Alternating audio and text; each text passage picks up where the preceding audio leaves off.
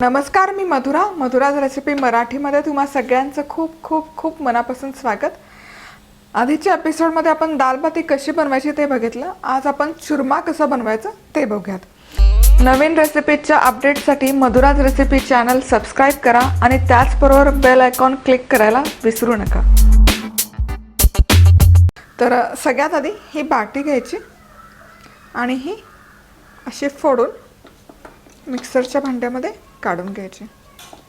तुम्ही हाताने पण चुरून घेऊ शकता, पण मिक्सरच्या भांड्यामध्ये ती व्यवस्थित त्याला टेक्स्चर येतं। आतमध्ये पण किती छान झाली ही बाटी तुम्ही बघू शकता।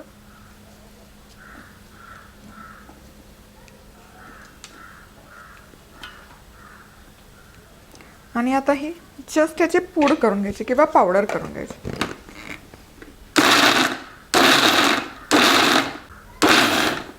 परफेक्ट। आणि ही बाटीची पूड मिक्सरमध्ये बनवून तयार आहे। आता तव्यामध्ये 2 ते 3 चमचे तूप घालते मी। तूप भरपूर पडतं या रेसिपीजमध्ये।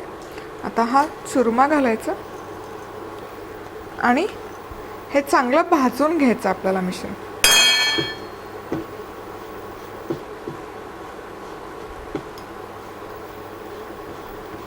मध्यम आचेवर छान असा सोनेरी रंग येईपर्यंत खरपूस सोनेरी भाजून घ्यायचं।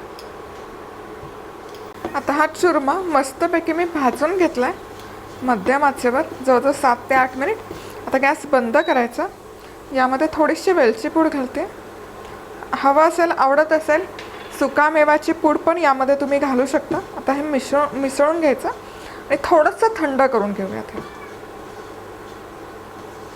आता हे चुरमाचं मिश्रण बऱ्यापैकी थंड झालेलं आहे, पण थोडंसं कोमट आहे। आता यावेळेला यामध्ये 2 चमचे पिठी साखर घालूयात।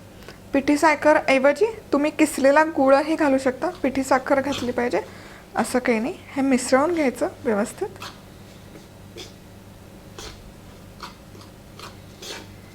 पिठी साखर व्यवस्थित अशी मिसळून झाली की आता चुरम्यापासून लाडू वळायचे।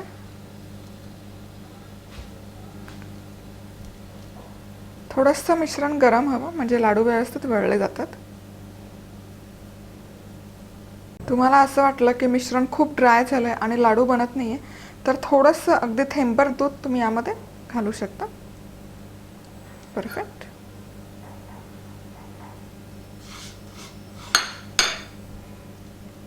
जसं की मी आधी सांगितलं, आपण व्हॉट्सअपचा ग्रुप बंद केलेला आहे आणि त्याऐवजी आपण फेसबुक ग्रुपला सुरुवात केली आहे।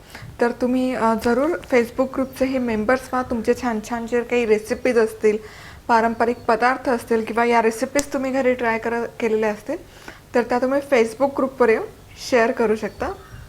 त्याचबरोबर तुम्ही हा व्हिडिओ पहिल्यांदाच बघत असाल, तुम्ही सबस्क्राईब केलं नसेल तर या व्हिडिओच्या खाली एक सबस्क्राईबचं आयकॉन दिसेल, ते क्लिक केलं की लगेच बेल आयकॉन पण क्लिक करायचं। त्यामुळे या ज्या रेसिपीज मी पोस्ट करत असते त्याचं नोटिफिकेशन तुम्हाला मिळेल आणि तुम्ही कुठलीच रेसिपी मिस नाही करणार। चुरमा लाडू बनवून तयार आहेत। अप्रतिम दिसतात, खूप छान टेक्स्चर येतं, चवही खूप छान येते।